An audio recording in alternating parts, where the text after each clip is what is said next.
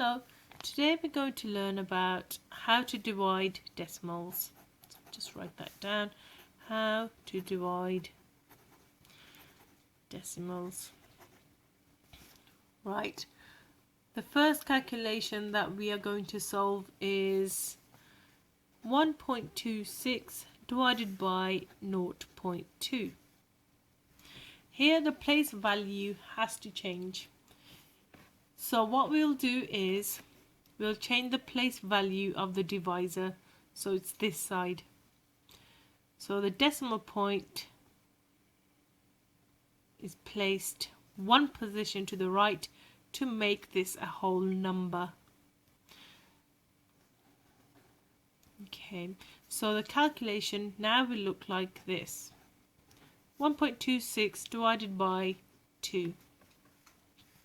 So that is step 1. Step 2, you'll need to do the same to the other side.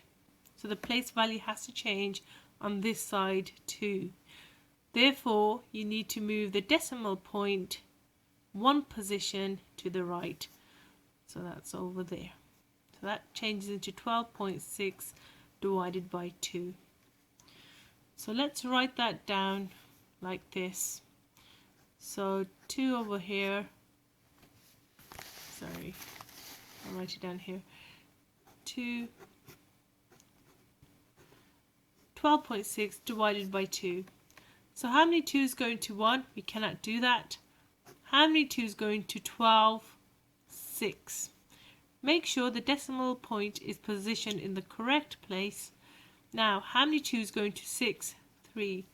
So the answer is 6.3.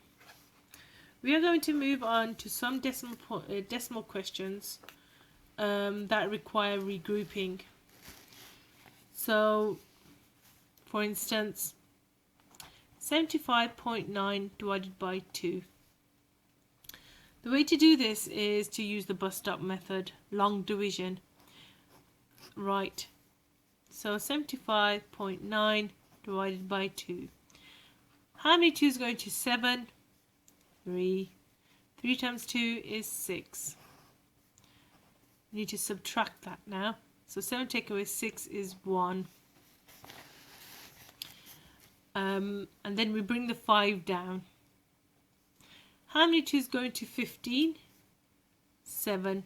7 times 2 is 14. Now we need to subtract that again. And we are left with 5 take away 4 is 1. 1 take away 1 is 0.